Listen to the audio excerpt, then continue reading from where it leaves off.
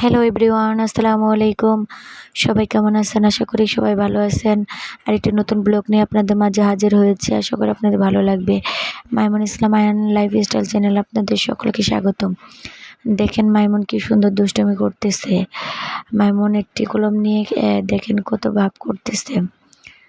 মাইমুন কত স্টাইল করতেছে। মাশাআল্লাহ, মাইমুনকে অনেক সুন্দর লাগতেছে। যাদের আমার ছেলেকে ভালো লাগবে তারা অবশ্যই মাশাআল্লাহ বলে যাবেন। মাইমুন আর তার ছোট ফুফাতো ভাই সুফিয়ান দুজন মিলে কত দুষ্টুমি করতেছে। সব জিনিসগুলো ফেলতেছে, আবার কি সুন্দর গুছিয়ে রাখতেছে। মাইমুন তার মায়ের ফার্নিচারগুলো ক্লিন করে দেবে। মাইমুন দেখেন একটা পাউডার ব্রাশ নিয়েছে, আর সেইখানে একটু তেল মাখাবে। সেই পাউডার ব্রাশের উপর তেল নিয়ে সে তার মায়ের ড্রেসিং টেবিলগুলো ক্লিন করে দিবে।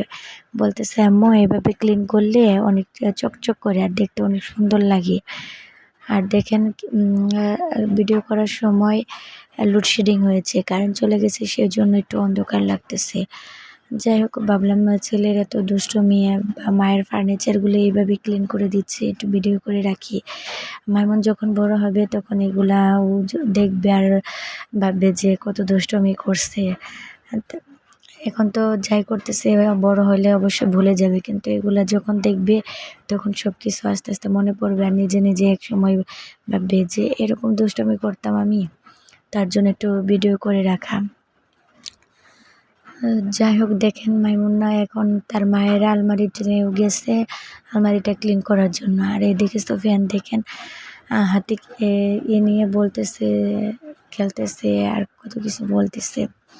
যাই হোক, মাশাআল্লাহ ওদের দুজনকে অনেক কিউট লাগতেছে, সুন্দর লাগতেছে। যাই হোক, সবাই আমার ছেলের জন্য দোয়া করবেন, আমার ছেলে যেন অনেক বড় হতে পারে।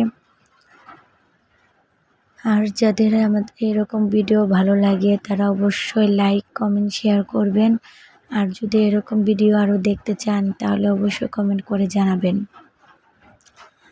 আপনারা দেখেন মাইমুন তার মুখের ক্রিম নিয়ে এখন কি করবে সেটা দেখেন।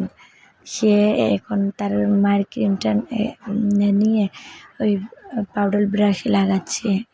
এখন আবার মনে হয় তেল বের করে আবার তেল লাগাবে পাউডার ব্রাশের উপর, তারপর আবার ক্লিন করবে। যাই হোক, ওর দুষ্টুমি দেখে, ওর মাথার ব্রেনটা দেখে আমি অবাক হয়ে যাই। আচ্ছা ঠিক আছে, আর আজকে এই পর্যন্তই।